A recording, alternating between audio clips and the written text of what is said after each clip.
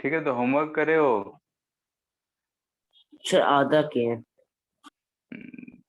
ठीक है, पूरा तो आज के बाद वो पूरा ही रहेगा। ठीक है, चैप्टर 35 था ना, कंप्लीट। ठीक है, मतलब कि शॉर्ट आंसर, ऑब्जेक्टिव 1, ऑब्जेक्टिव 2 जितना भी है सब चीज कर लेना है, शॉर्ट एग्जाम्पल सब कुछ। ठीक है, तो हम लोग magnetic field due to current find कर रहे थे, और नेक्स्ट जो था उसमें सोलेनोइड था। ठीक है, तो देखते हैं, आज इसको खत्म ही करते हैं। इसमें हम लोग को सोलेनोइड पढ़ना है और एम्पियर सर्किट लॉ पढ़ना है। दो चीज पढ़ना है, अगर ये पढ़ लेंगे तो चैप्टर हमारा एचसीवी के हिसाब से चैप्टर नंबर 35 खत्म हो जाएगा। ठीक है, तो सोलेनोइड क्या होता है हम लोग 10th क्लास में पढ़े 34 थे। खत्म हो गया था। क्या? 34।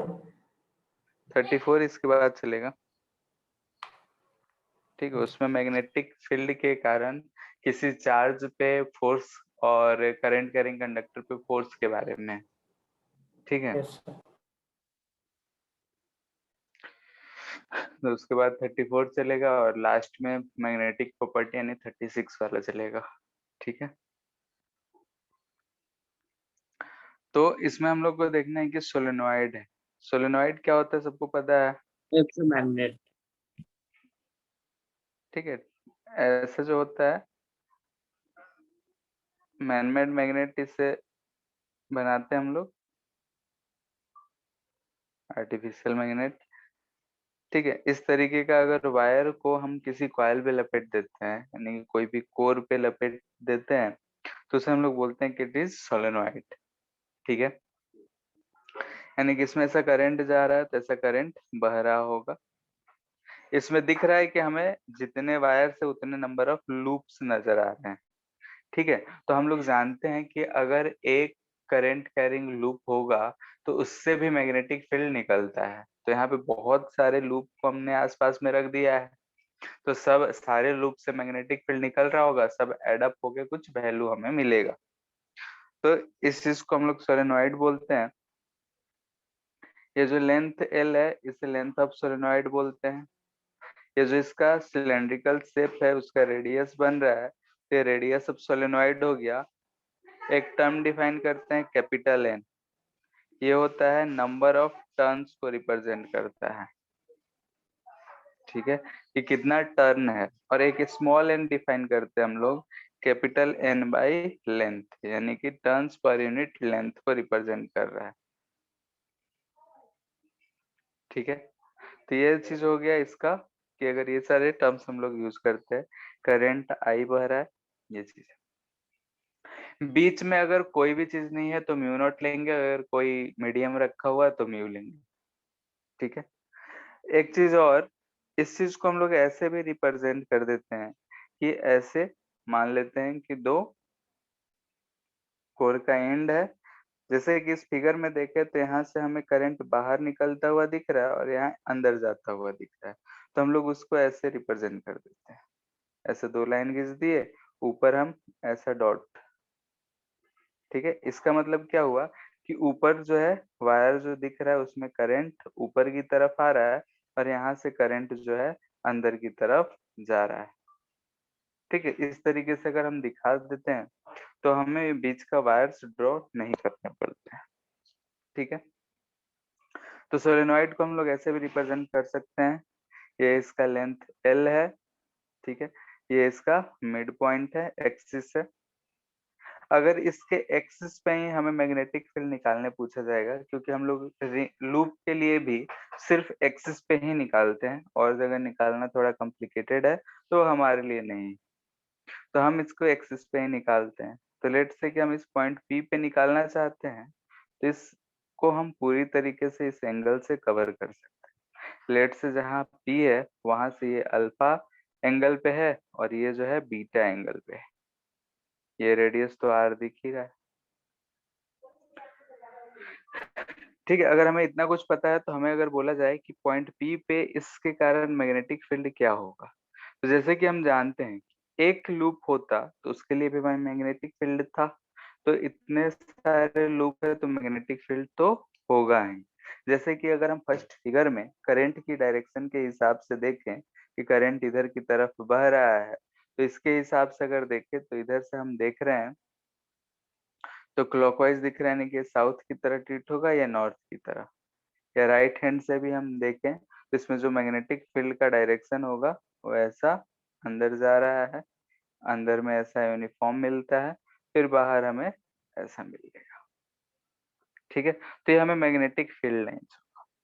तो इसी के अंदर में हमें किसी पॉइंट पे हमसे पूछा जा रहा है कि मैग्नेटिक फील्ड क्या होगा, वो भी कहाँ पे, तो ये जो मिडिल लाइन है, एक्सिस है, ये सिलेंडर बन रहा है उसका एक्सिस है, उस पॉइंट पे ही पूछा जाएगा।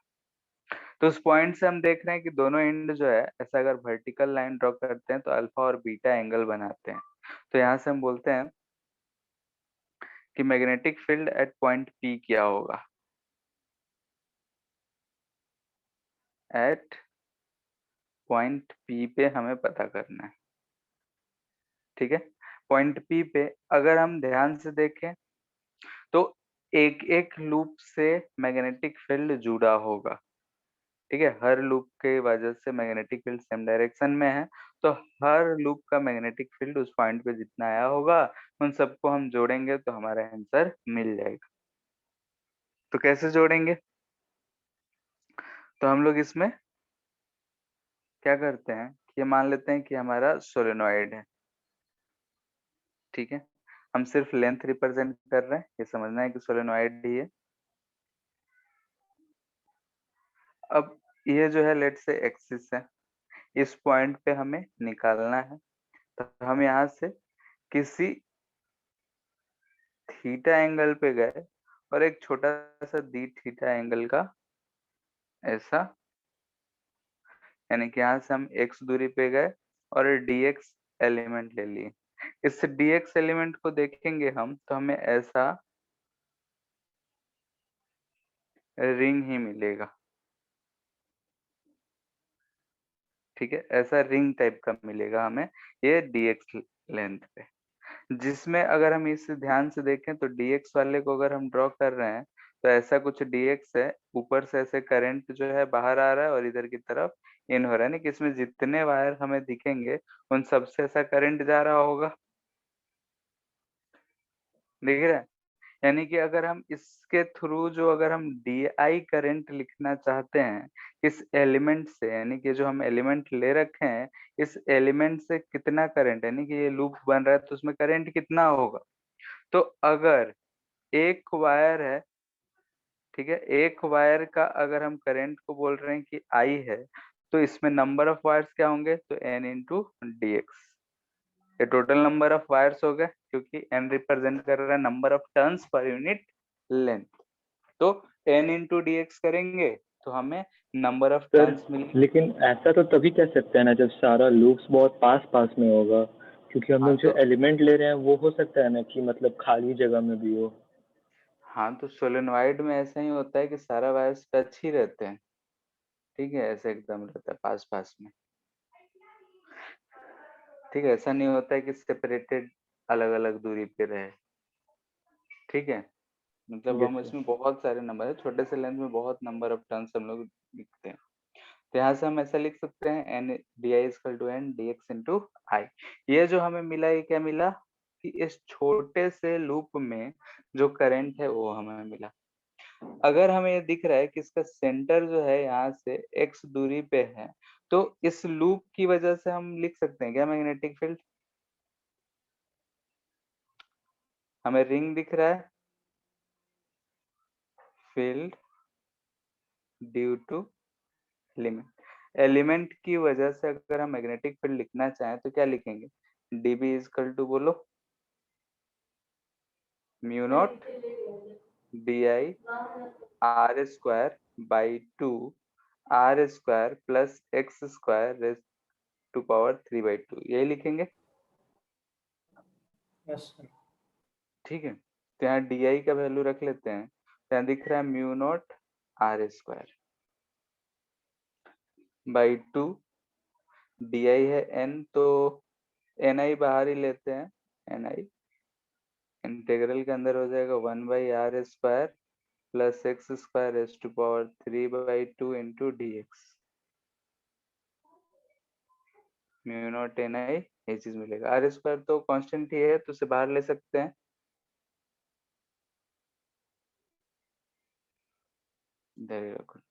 ठीक है ऐसा ही मिलेगा। Yes sir. ठीक है, वो आर स्क्वायर कैंसिल आउट हो जाएगा, उसका टेंशन नहीं है। अब यहाँ ध्यान से देखें तो x जो है वेरी कर रहा है, ठीक है x वेरी कर रहा है। हम ऊपर जो है एंगल के टर्म में लिमिट ले रखे हैं, तो एंगल के टर्म में अगर देखेंगे तो हमें एक ऐसा ट्रायंगल दिख रहा है ऊपर, ठीक है, ये एंगल थीटा है, ये दूरी x है, ये वाला r है।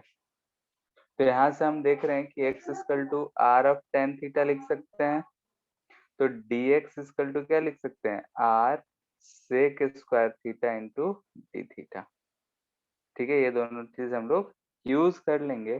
तो हमारे यहाँ पे ये चीज मिलेगा mu not an I by 2 integral r square dx को लिख रहे हैं हम r sec square theta into d theta divide by r square plus x square है, एक्स की जगह आर टेन थीटा पुट करेंगे तो नीचे हमें r cube 1 plus tan square theta दिख रहा है रेस टू पावर 3/2 दिख रहा है, यस सर। Yes sir. ठीक है। तो यहाँ से अगर हम ध्यान से देखें तो ये तो आर क्यूब कैंसिल हो जा रहा है, तो मैग्नेटिक फील्ड इधर लिख रहे हैं हम mu not an I by 2 integral, नीचे हमें सेक क्यूब थीटा ऊपर सेक थीटा, तो हम यहाँ पे कॉस थीटा लिख ले डायरेक्ट, एक लाइन बढ़ाएं, लिख सकते डायरेक्टली हैं, ठीक है। कहाँ से कहाँ तक लिमिट रखेंगे, फिगर में हम देखें तो ये थीटा लिए हैं, ठीक है, तो हमें यहाँ बीटा से अल्फा पूरा कवर करना है, तो थीटा लिमिट क्या रखेंगे बताओ, -5 से 5। माइनस बीटा से plus alpha. Yes sir. Yes sir. इस फिगर को देखते हुए लिमिट क्या होगा, minus beta two plus alpha, तो हम माइनस बीटा से अल्फा लिमिट पुट कर लिए। कॉस थीटा का इंटीग्रेशन साइन थीटा होता है, तो sine alpha minus minus sign beta होगा, साइन माइनस बीटा होगा तो माइनस माइनस प्लस हो जाएगा साइन बीटा। ये आया हमारा मैग्नेटिक फील्ड किसी भी पॉइंट P पे सोलेनोइड के फिर अंदर। साइन अल्फा पर साइन बीटा को 2 साइन अल्फा पर beta by 2 times cos alpha minus beta by 2 कर सकते हैं। क्या चीज, सर साइन ए प्लस साइन बी का फॉर्मूला होता है ना, वो यूज कर सकते हैं। अब उसके बाद तुम ट्रिग्नोमेट्री में जो यूज करना चाहो, हमको तो यही ठीक लग रहा है। सर 2 कट जाएगा। तो ये लंबा भी तो हो जाएगा शायद, साइन सी प्लस डी जो होता है 2 sine c plus d by 2 plus cos c minus d by 2 ऐसा कुछ होता है, यस सर। ठीक है, जो भी है इतना बात क्लियर है। तो ये है हमारा मैग्नेटिक फील्ड किसी भी सोलेनोइड के लिए अंदर किसी भी पॉइंट P पे। सर एक सेकंड ऊपर कीजिए ना। कहाँ पे और ऊपर, नो सर ठीक।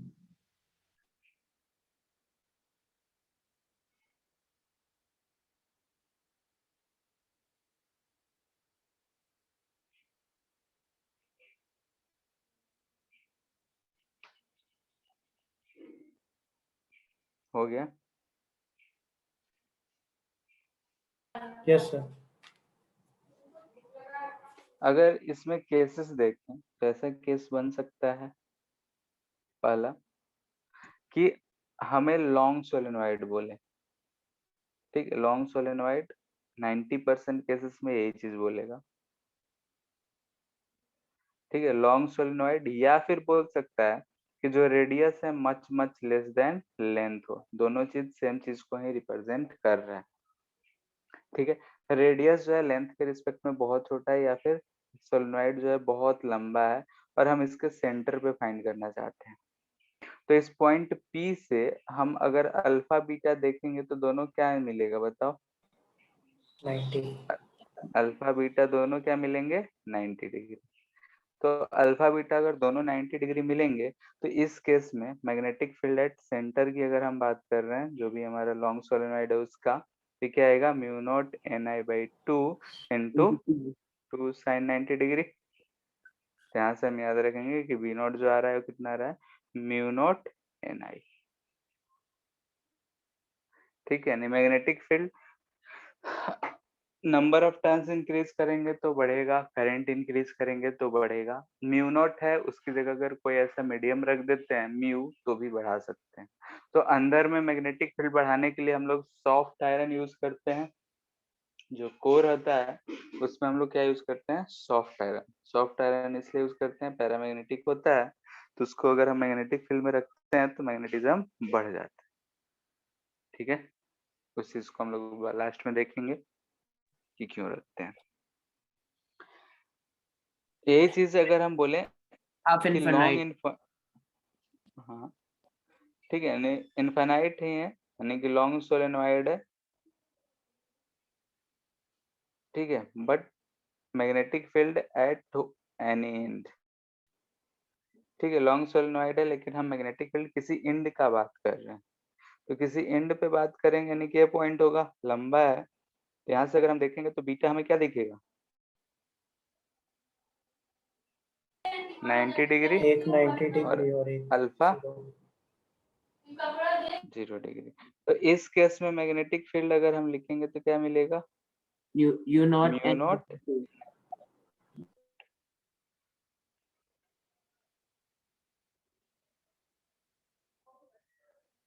ठीक है, तो अगर हम लॉन्ग सोलेनोइड का बात कर रहे हैं तो लॉन्ग सोलेनोइड या सेमी इनफाइनाइट सोलेनोइड के इंड की बात कर रहे हैं, तो हाँ मैग्नेटिक फील्ड जो है हाफ आ रहा है। मैग्नेटिक फील्ड वेरिएशन अगर हम लोग ड्रॉ करते हैं तो ऐसा कुछ आता है। बाहर का तो हम लोग चर्चा करते भी नहीं है, इसलिए हम बाहर का क्या है ऐसा आता है। ठीक है, ये जो है म्यू नॉट NI को रिप्रेजेंट कर रहा है। एट एंड पे हमें दिख रहा है ये म्यू नॉट NI/2 है, यानी कि ये दोनों एंड को रिप्रेजेंट करता है। ठीक है, ये जो है आइडियल सोलेनोइड की बात की रहा है, करा जा रहा है। रियली में जो होता है वो इस तरीके का होता है।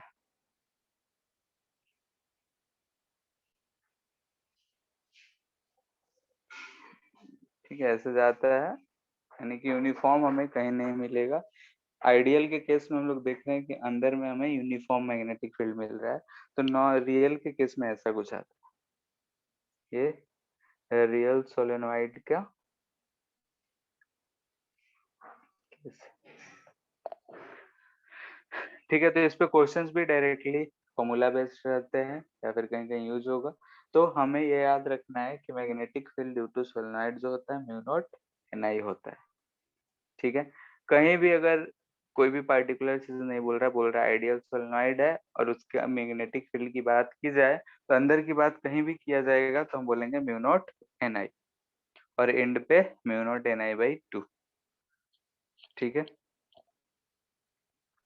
इसके बाद है ampere circuital law. Circuital law, ठीक है, सिंपल में हम लोग इसे सर्किटल लॉ या एम्पियर लॉ भी बोल देते हैं। टोटल अगर बोला जाए तो ये एम्पियर्स सर्किटल लॉ कहा जाता है। ये होता क्या है, तो सेम हमें दिखेगा ये कि गॉस लॉ जैसा ही है। तो हम पहले स्टेटमेंट लिखते हैं, closed.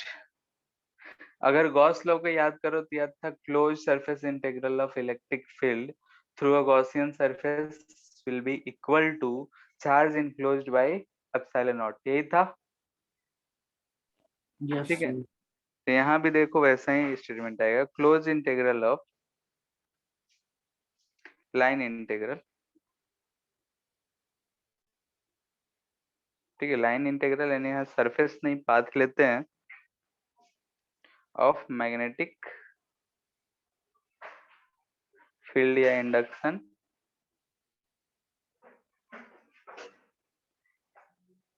along a closed path.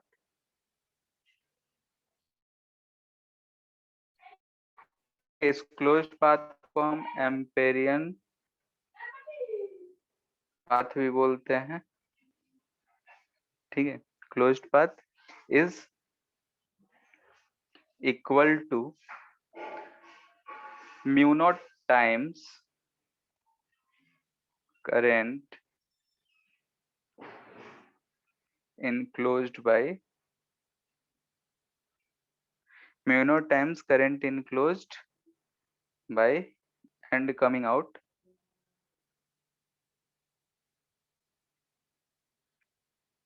of the closed path.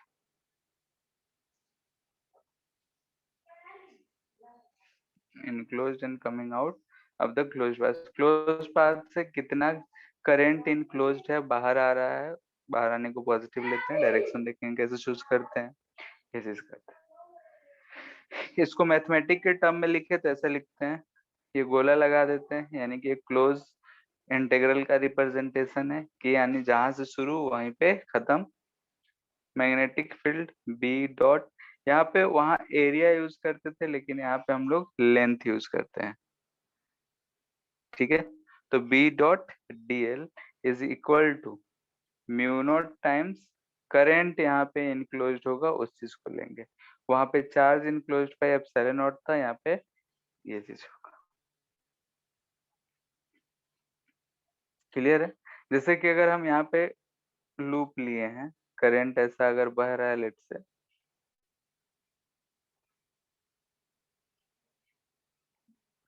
ये I1, ये I2, ये I3, ये I4,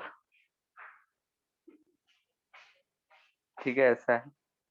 तो यहाँ पे ध्यान से देखो कि अगर हम इसे I1 को पॉजिटिव मानेंगे, ठीक है, अगर I1 को पॉजिटिव मानेंगे तो हमारा जो लूप का डायरेक्शन होगा ऐसे घूमेंगे हम लोग, ठीक है। लूप ऐसा घूम रहे हैं तो I1 और I2 को पॉजिटिव मानेंगे क्योंकि मैग्नेटिक फील्ड का डायरेक्शन इसी के अलोंग होता है, तो हम लोग हमेशा ऐसा ही डायरेक्शन को मानेंगे, ठीक है। उसको हम लिखा भी देंगे। तो यहाँ पे अगर आई इनक्लोज्ड लिखना होगा कि क्या इनक्लोज्ड होगा, तो ध्यान से देखो क्या लिखेंगे, I1 plus I2 minus I3, इसको हम कंसिडर नहीं करेंगे क्योंकि वो बाहर है। क्लियर है?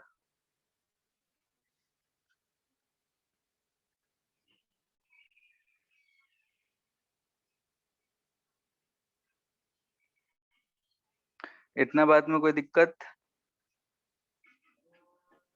सर वो नेगेटिव वाला समझ नहीं आया कि I3 को नेगेटिव क्यों लिया। डायरेक्शन उसका क्या है? I1 I2 का सेम है या अपोजिट है? ऑपोजिट है। अपोजिट है, तो दो को पॉजिटिव एक को नेगेटिव ले रहे हैं, ठीक है। अब हम इस लूप को ध्यान से देखो, तो लूप को हम ऐसा अगर ओरिएंटेशन माने हैं तो I1 के कारण मैग्नेटिक फील्ड इसी की डायरेक्शन में हम माने हैं इस लूप का, ठीक है। जैसे कि वो इसलिए मानते हैं, जैसे ये करंट I1 है तो इसके कारण मैग्नेटिक फील्ड का डायरेक्शन क्या होगा बताओ, इस ये डायरेक्शन होगा। यस हम्म, सर। तो अगर ये डायरेक्शन है और हम इसी डायरेक्शन में, इसी लूप के इसी डायरेक्शन में मूव कर रहे हैं, तो डीएल वेक्टर भी इधर ही आएगा, मैग्नेटिक फील्ड वेक्टर भी इधर ही आएगा, तो ये यस वाला सर। टर्म पॉजिटिव रहेगा रहेगा।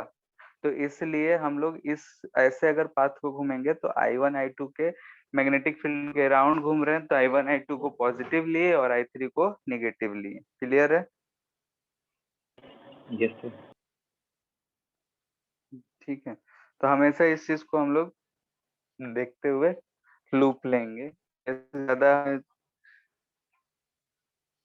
दिक्कत करने का जरूरत नहीं पड़ता है। क्यों? क्योंकि हम ये वाला चीज हमेशा माइंड में रखेंगे कि path should be such that, यानी कि पाथ कभी अगर चूज करना हो तो पाथ ऐसा होना चाहिए, such that at every point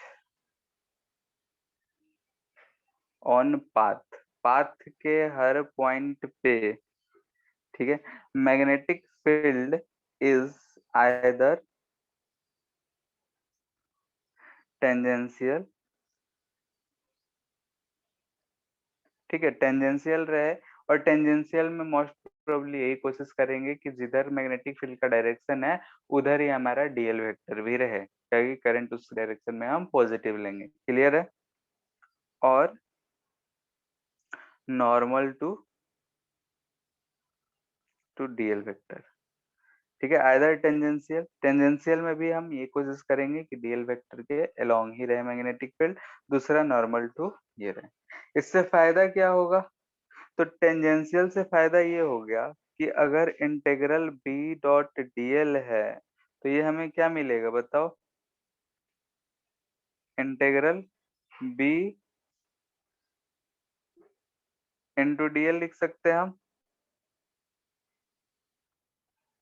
cos 0 degree हो जाएगा, लिख सकते हैं। और अगर नॉर्मल हो तो integral B dot dl directly 0 हो जाएगा। क्लियर है? यस तो सर। हमेशा पाथ को ऐसा चूज करेंगे कि हमारा जो इंटीग्रल वाला पार्ट है वो आराम से सॉल्व हो जाए। सेकेंड, पाथ ऐसा होना चाहिए कि path should be such that, ये ऑल्सो कोशिश करेंगे कि magnetic field should be uniform, यानी कि should have constant magnitude, direction तो हर जगह चेंज होगा तो इसलिए बोल दे रहे हैं should have constant magnitude on every point of path, path के हर पॉइंट पे मैग्नीट्यूड इसका कांस्टेंट है। इससे क्या फायदा होगा कि इंटीग्रल के बाहर आ जाएगा भी, ऐसा हम लिख सकते हैं, कांस्टेंट है तो हम उसे बाहर ले सकते हैं। अगर ये वाला और ये दोनों सेटिस्फाई कर गया तो हमारा तो बी डॉट डीएल को बी बाहर आ जाएगा, डीएल आ जाएगा। क्लियर है? किसी को दिक्कत इतना में? No sir. ठीक है, तो इस दोनों पॉइंट्स को हमेशा ध्यान रखना है। इसके एप्लीकेशंस, ठीक है, एप्लीकेशंस इसी पे बेस्ड क्वेश्चन भी रहता है, तो क्वेश्चन और एप्लीकेशंस दोनों साथ साथ हो जाएंगे। First, magnetic field due to straight current carrying wire,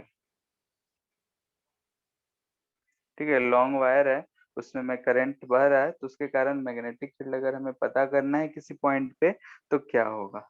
जैसे बोल रहे हैं कि हमारे पास एक लॉन्ग वायर है, इसमें करंट आई बह रहा है, ठीक है, हमें इस पॉइंट P पे जो कि यहाँ से R दूरी पे है मैग्नेटिक फील्ड फाइंड करना है।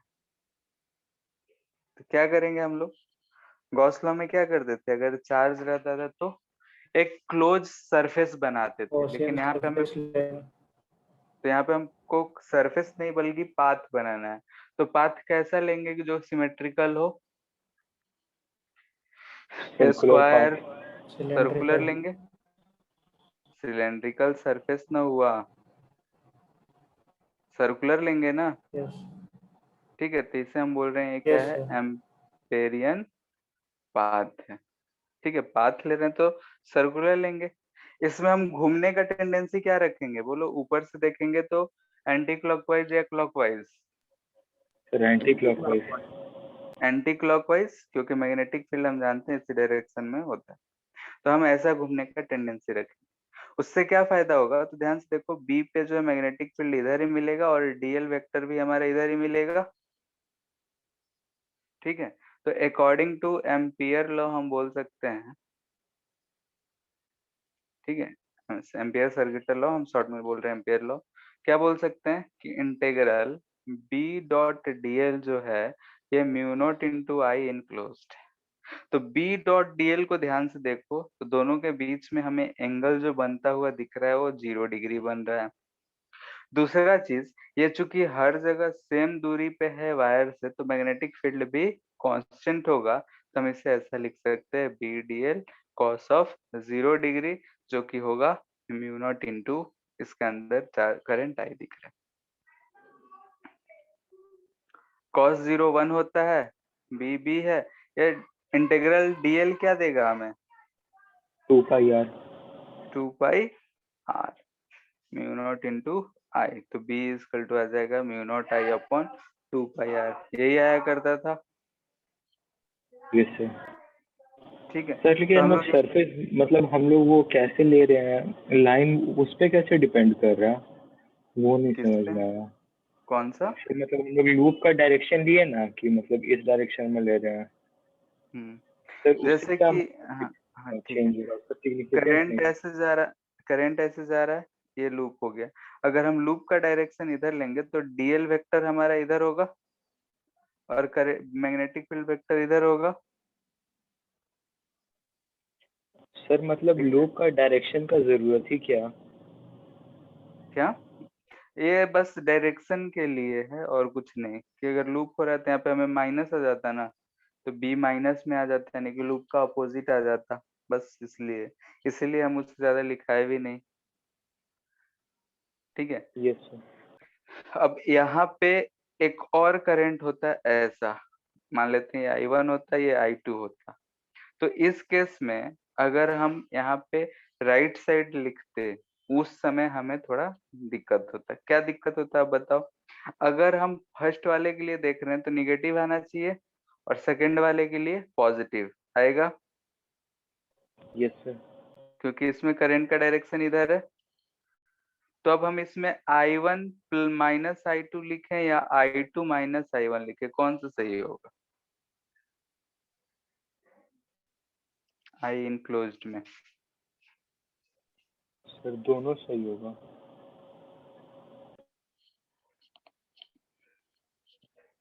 जैसे कि इसमें हम डायरेक्शन को कंसीडर कर रहे हैं, मैग्नीट्यूड वाइज सही होगा।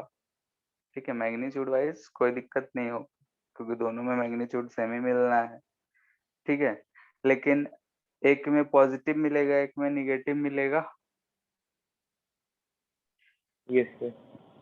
ठीक है, या फिर तुम ऐसे रख के मोड लगा दो, काम खत्म कर दो। क्लियर है?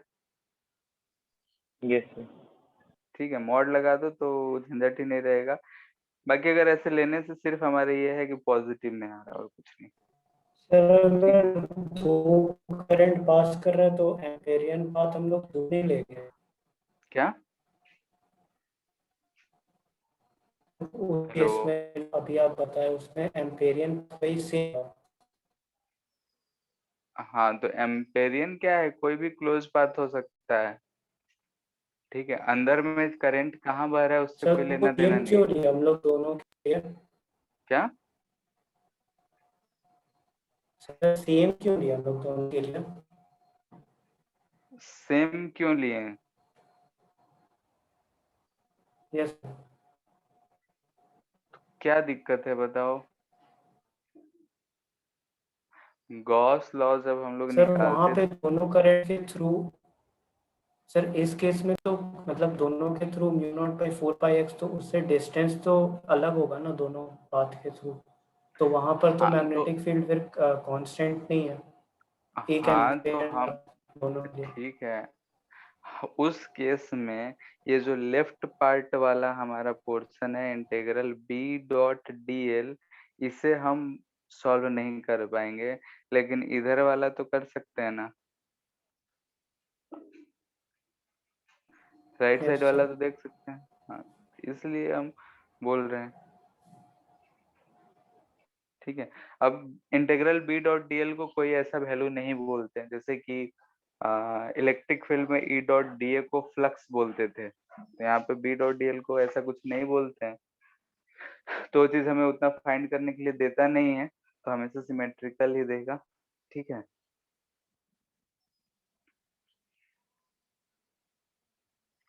सेकेंड बोल रहा है कि हॉलो पाइप है।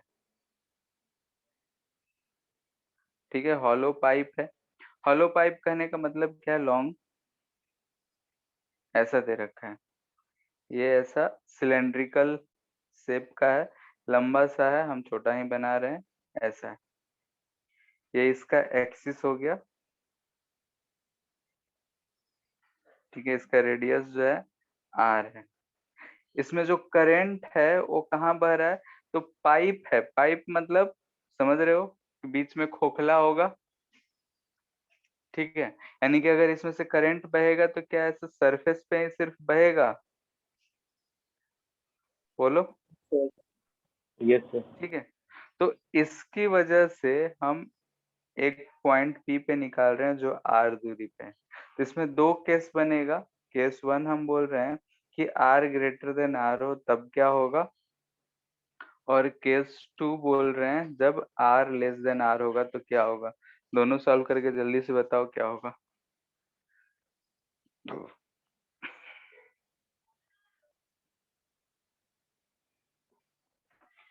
अगर गॉस लॉ से थोड़ा बहुत रिलेट करो तो ऐसे भी आंसर दे सकते हो।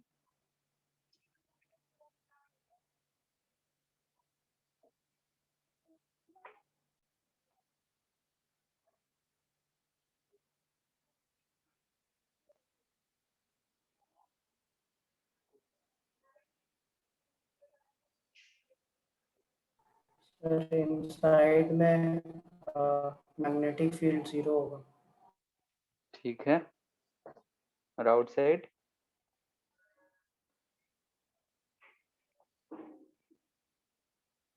ऊपर जैसा है होगा वही आया होगा। यस सर वही आ रहा, म्यू ठीक नॉट है, आई देखो बाई टू तो pi R. Integral B dot D L अगर देखेंगे तो म्यू नॉट आई इनक्लोज दिख रहा है, तो बी फिर से वैसा ही सब चीज दिख रहा है, तो हम B integral dl cos of 0 degree लिख सकते हैं। म्यू करंट पूरा का पूरा इनक्लोज है, तो यहाँ से बी हमें दिख रहा है mu not I upon 2 pi r. अच्छा दूसरा का 0। सेकेंड का 0। अंदर में अगर हम कोई एक एम्पेरियन लूप लेते हैं, ध्यान से देखो अंदर में, तो हमें इंटीग्रल बी डॉट डीएल तो दिख रहा है, लेकिन म्यू नॉट करंट कितना दिख रहा है उसके अंदर, 0। तो अब चूंकि ये 0 है तो डीएल तो 0 हो नहीं सकता उसका इंटीग्रल, तो 0 क्या होगा, मैग्नेटिक फील्ड। ठीक है, यानी कि हॉलो स्फीयर जैसा हमें दिख रहा है।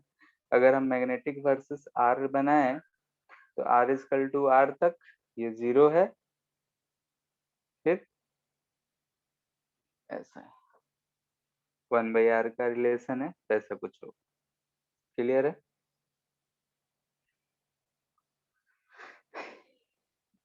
थर्ड, सॉलिड रॉड बोल दिया जाए तो, सॉलिड रॉड यानी वायर ही है, ठीक है, लॉन्ग है, ठीक है, जिसका रेडियस आर है, यानी कि ऐसा बोल रहे हैं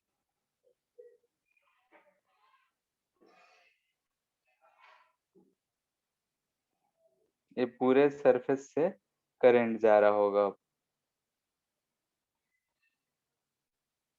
ठीक है, ये करंट आई जा रहा होगा। इसका ये एक्सिस है, अगर हम मान लेते हैं कि रेडियस आर है, यहाँ से फिर से हमें पॉइंट पी पे निकालना है आर। इसके लिए भी दो केस होगा, case one r greater than are.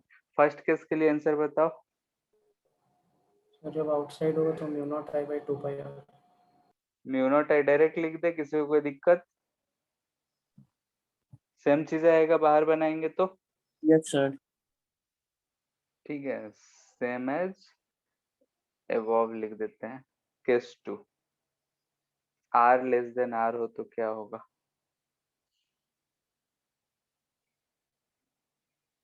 यहाँ पे एक लूप बना है, तो इसमें अगर ध्यान से देखो तो इस रीजन में जो भी करंट गया होगा वही सिर्फ आई इन होगा। Sir mu naught I r by 2 pi r square. Mu not I r by 2 pi r square. 2 pi r square. Mu not I r by 2 pi r square, ठीक है।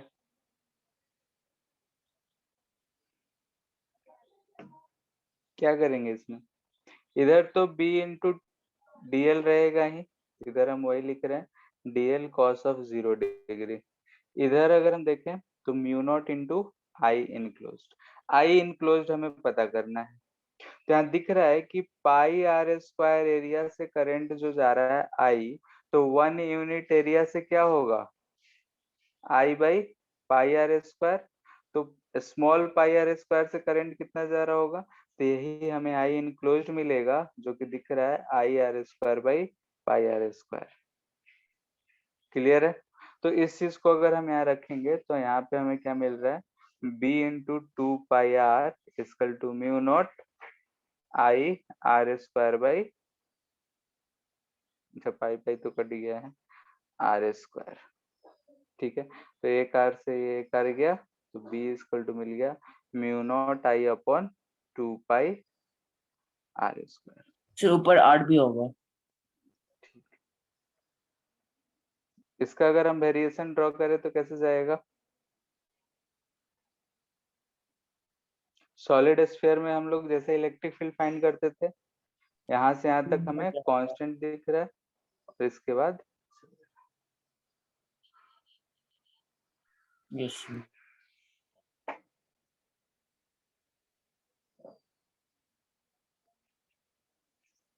ठीक है।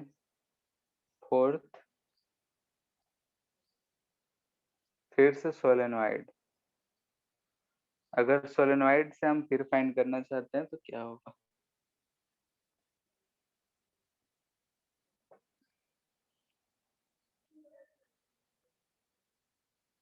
क्या होगा वो निकालो, आंसर तो पता ही है।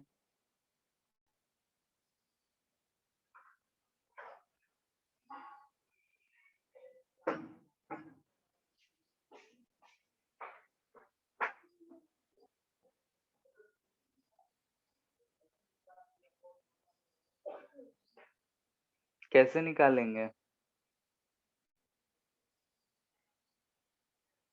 सर सोलेनोइड के बाहर तो 0 होता है ना।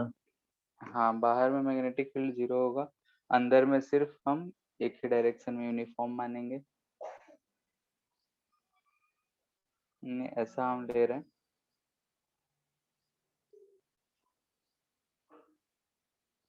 ये करंट का डायरेक्शन रिप्रेजेंटेड है।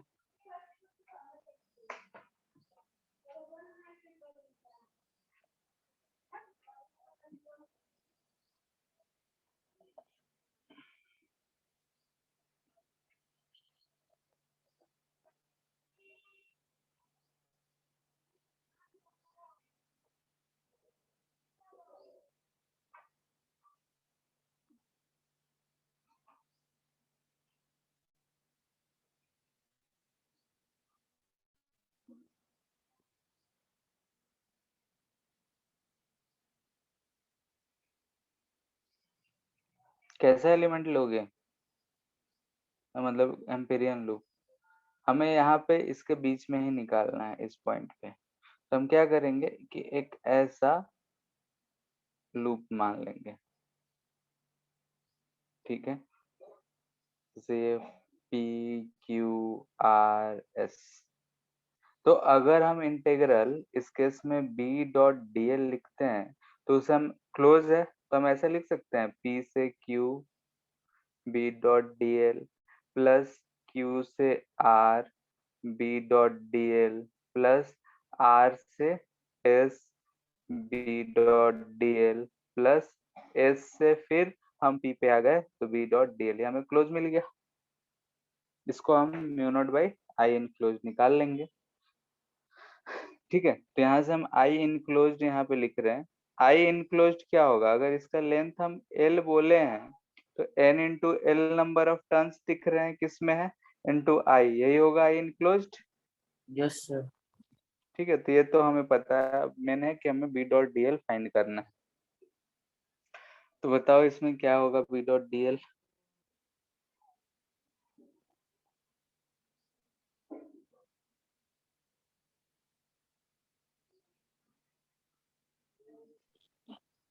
दो बार 0 होगा।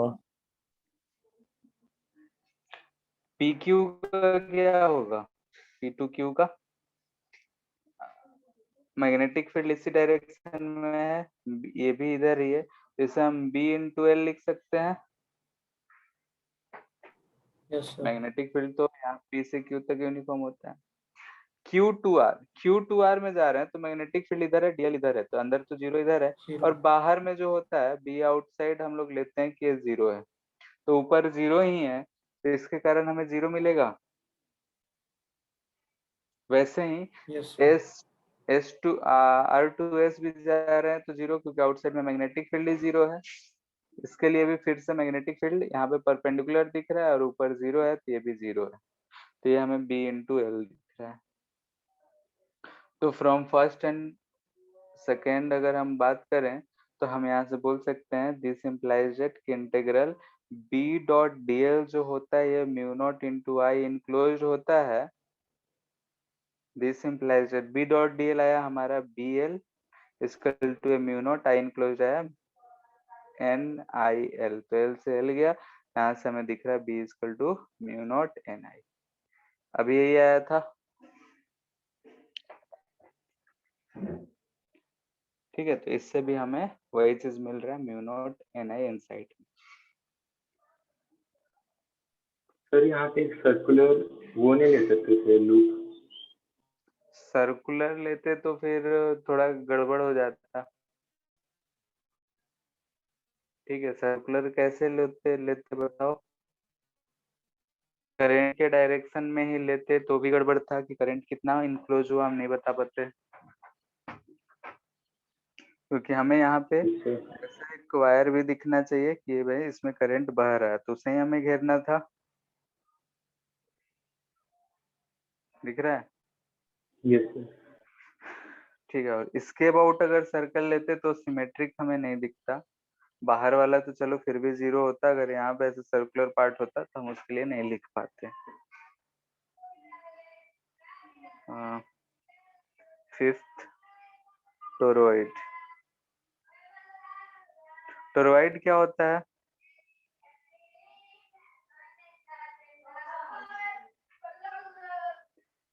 नहीं पता।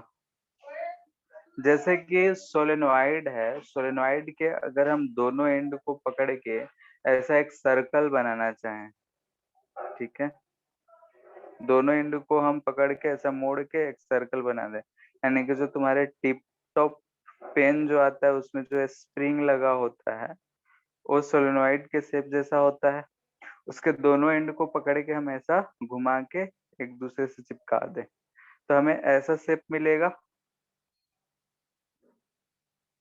सर समझ नहीं आया। ठीक है,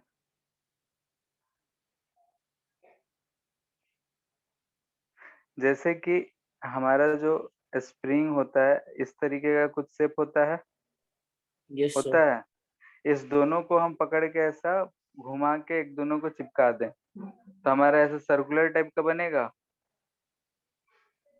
यस सर। ठीक है, तो उसमें वायरिंग तो ऐसा ही वायर वाला लपटा हुआ दिखेगा। Yes sir. ठीक है, तो उससे ही हम लोग क्या बोल रहे हैं कि टोरॉइड। इस शेप को क्या बोलते हैं हम लोग कि टोरॉइड है। इसमें करंट अगर ऐसा आई गया है तो हमें दिखेगा कि ऐसा इसमें करंट आई बह रहा है।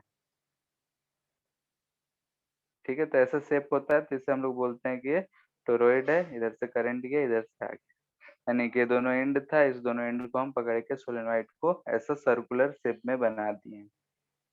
ये जो है इसका हम रेडियस आर बोल रहे हैं। ये जो लूप है इसका स्मॉल रेडियस आर है, तो आर जो होता है much much less than R ही हम लोग लेते हैं आइडियल केस।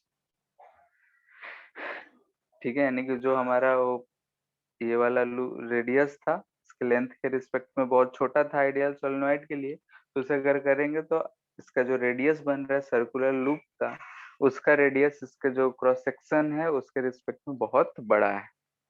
तो इसकी वजह से भी हमें दिख रहा है कि अंदर में जो लूप फॉर्म हो रहा है उसकी वजह से हमें अंदर एक मैग्नेटिक फील्ड नजर आ रहा है। दिख रहा है, यानी कि इसमें एक ऐसा सर्कुलर मैग्नेटिक फील्ड हमें नजर आ रहा है। ऐसा डायरेक्शन ऑफ करंट के हिसाब से देखें तो इसमें एक ऐसा मैग्नेटिक फील्ड हमें नजर आ रहा है। तो उसी मैग्नेटिक फील्ड का वैल्यू क्या होगा?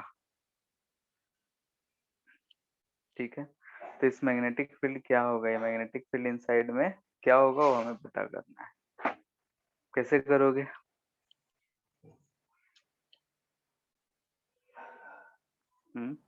सर एक सर्कुलर ले लेंगे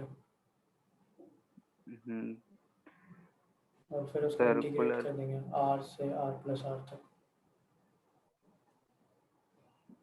आर, स्मॉल आर तो नेग्लिजिबल है, जैसे सोलेनोइड में लिए थे वैसे ही सोचो।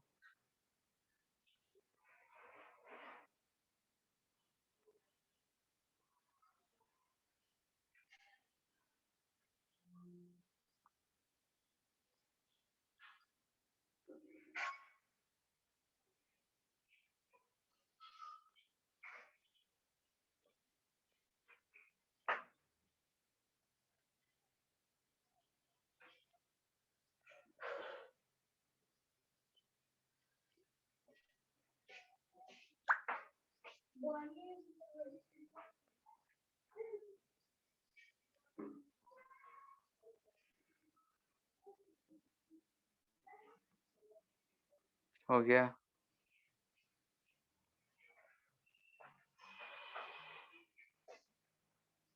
एलिमेंट नहीं सोच पा रहे?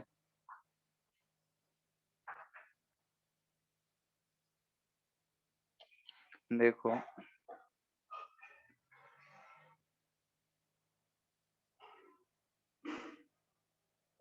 हम ऐसे दो लाइन से रिप्रेजेंट करते हैं, ठीक है? इसी में जो भी है हो रहा है, ये जो है रेडियस आर है, तो हम यहाँ पे एक ऐसा लूप ले लेंगे, आधे पार्ट को अंदर हम ऐसा ले रहे हैं, ठीक है? ये जो है हमारा एम्पेरियन लूप है, ठीक है? नाम दे रहे हैं P Q R S P, ठीक है? यानी कि इस पॉइंट में जो भी करंट होगा वही हमें मिलेगा। तो हम फिर से वही चीज यूज कर रहे हैं, n total number of current और एन पर यूनिट लेंथ को रिप्रेजेंट कर रहा है। तो यहाँ पे अगर ध्यान से देखें तो हम लोग बी डॉट डी एल क्या लिखेंगे, बोलो? बी डॉट डी एल अगर हमें लिखना हो तो फिर से हम लोग यही चीज लिखेंगे, ठीक है? यानी कि चारों जो पाथ है उसके लिए हम लोग ऐसा शेप इसलिए चूज करें क्योंकि यह हमें सॉल्व करने के लिए आसान होगा।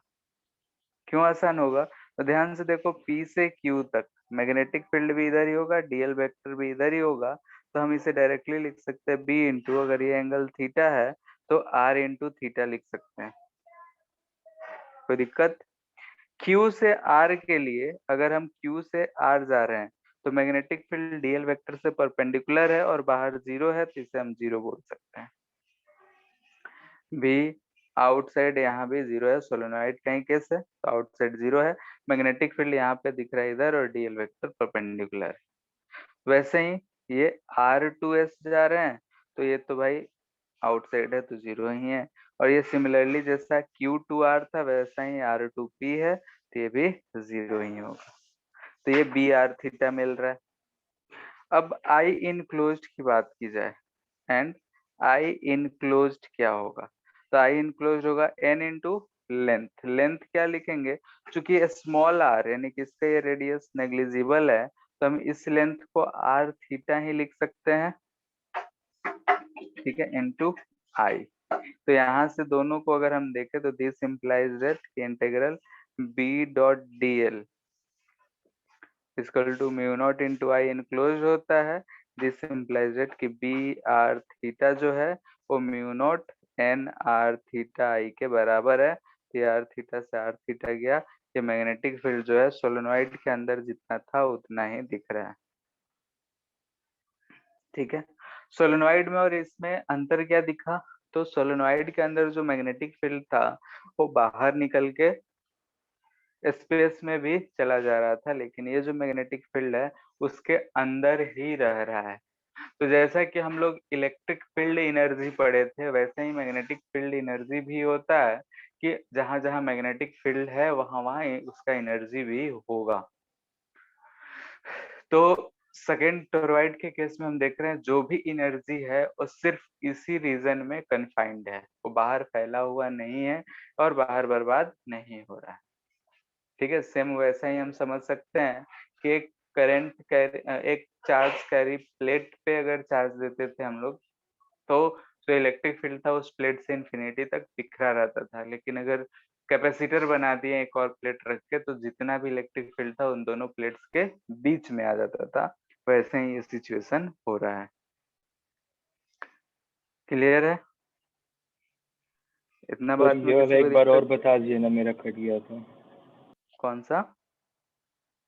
सर ये डेरिवेशन टोरॉइड डेरिवेश वाला। ठीक है, ये चीज समझ में आए कि टोरॉइड क्या होता है। Yes sir. ठीक है, अब टोरॉइड हम समझ में आ गया है कि टोरॉइड क्या है। तो हम लोग यहाँ पे देखते हैं कि इस टोरॉइड में एलिमेंट ऐसा चूज करें कि हमें सॉल्व करना आसान हो, ये इंटीग्रल वाला पार्ट, बिना इंटीग्रेशन करे। तो ये जो है सर्कुलर है, तो हम इसमें लूप भी इस तरीके का माने हैं।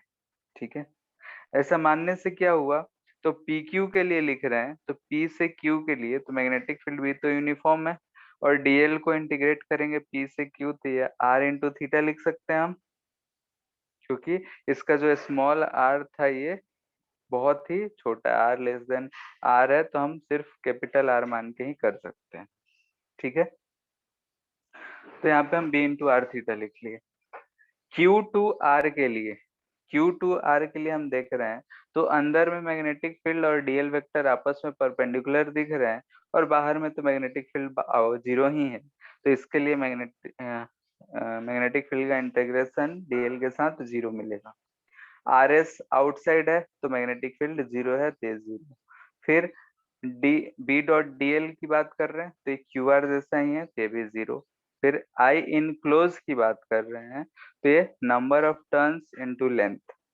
लेंथ फिर से हम यहाँ पे ये चीज कंसिडर कर रहे हैं, क्योंकि आर बहुत लेस है, तो इनसाइड रेडियस आउटसाइड रेडियस को हम कैपिटल आर ही मान सकते हैं। तो आर इंटू थीटा आई लिख लिए, तो वहां से हम इसे सॉल्व करें तो म्यू नॉट इंटू एन आई आया, जो कि हमारा आइडियल सोलेनोइड के केस में भी इतना ही रहता था। अब सोलेनोइड में और इसमें अंतर क्या दिख रहा है, तो सोलेनोइड में जो मैग्नेटिक फील्ड है वो इस तरीके का था। सोलेनोइड था, अगर मान लेते हैं कि नॉर्थ की तरह या साउथ की तरह टिल्ट हो रहा है, तो मैग्नेटिक फील्ड ऐसा था अंदर में। ठीक है, ऐसा था।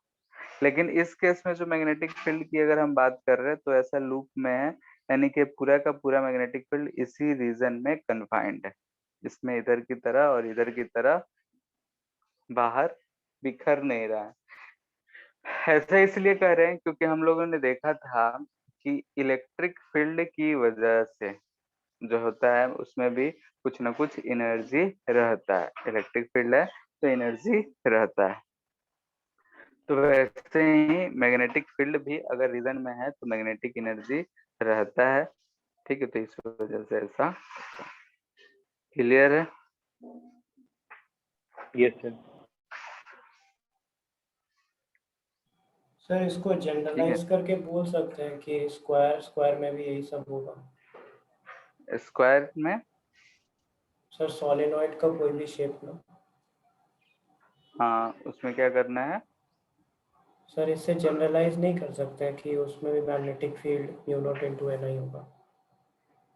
आइडियल केस में अगर हम उसका डायमेंशन जो है बहुत छोटा मानेंगे तो वही होगा। ठीक है, यानी कि अगर ऐसा शेप भी हो, ठीक है, और बोले कि इसका लेंथ के कंपैरिजन में ये जो डायमेंशन है ये वाला, ये बहुत छोटा है, तो इसमें म्यू नॉट लेना ही हो। ठीक है, और सोलेनोइड के बीच में अगर कोई और मीडियम रख देंगे तो उसका हम लोग म्यू यूज करेंगे म्यू नॉट की जगह। क्लियर है? Yes sir. ठीक है, तो एच सी वर्मा में चैप्टर नंबर 35 जो है उससे कंप्लीट कर लेना है, एक बार पढ़ लेना। Solved example, objective 1 2 short answers और एक्सरसाइज पूरा खत्म कर लेना है। ठीक है, सर इसमें तो एक छोटे से पार्ट का निकाले हैं, पूरे सर्कल का कहाँ निकाले हैं? क्या? इसमें तो एक छोटे से बस पार्ट ये का निकाले हैं ना।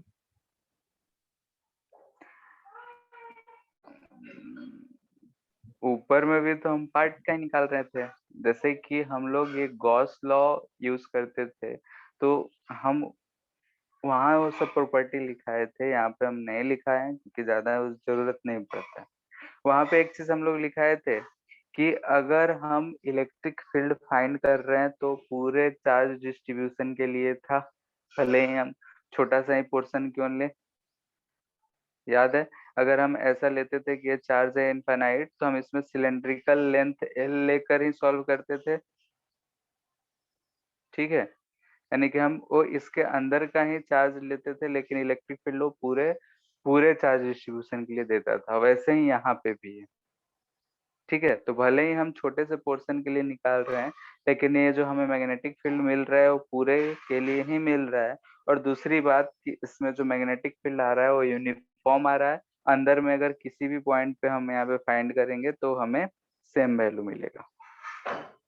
आइडियल केस में हम लोग ये जो स्मॉल आर है वो बहुत ही छोटा मानते हैं कैपिटल आर से, तो इसके अंदर किसी भी पॉइंट पे कहा जाए तो हमें मैग्नेटिक फील्ड यही आएगा। और दिख रहा है कि ये जो मैग्नेटिक फील्ड है ना, रेडियस पे कुछ चीज पे डिपेंड नहीं करता है, सिर्फ म्यू नॉट यानी अंदर का मटेरियल क्या है, एन यानी कि number of turns per unit length क्या है, और करंट क्या है, इन सब चीजों पे ही डिपेंड कर रहा है। ठीक है, तो इसलिए इसमें कंफ्यूज नहीं होना है कि हम सिर्फ छोटे से पोर्शन के लिए निकालें। वो हम छोटा सा पोर्शन में एम्पीरियन लगाए, लेकिन ये जो मैग्नेटिक फील्ड है ये पूरे करंट डिस्ट्रीब्यूशन की वजह से है। ठीक है, यस सर। ठीक है, तो SC Verma 35 number chapter complete करो, और बाकी जो है वो नेक्स्ट हम लोग मैग्नेटिक फोर्स के बारे में चर्चा करते हैं, तो उसे नेक्स्ट क्लास में ही शुरू करेंगे। ठीक है, तो 2 दिन की छुट्टी भी है, पीछे का जो भी बचा हुआ है उसे कंप्लीट करो, और ये सब चीजें हैं करो। ठीक है, और कल वो करेंगे क्या क्लास? नहीं शाम में आईडी ही नहीं खाली है, 5-5 क्लास लगे हुए हैं, 5 ही आईडी है। सर तो पर्सनल से कर लीजिए 40 मिनट पर्सनल वाला। तो 40-40 मिनट में तो कट ही जाता है।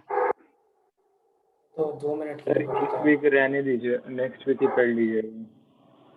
ठीक है,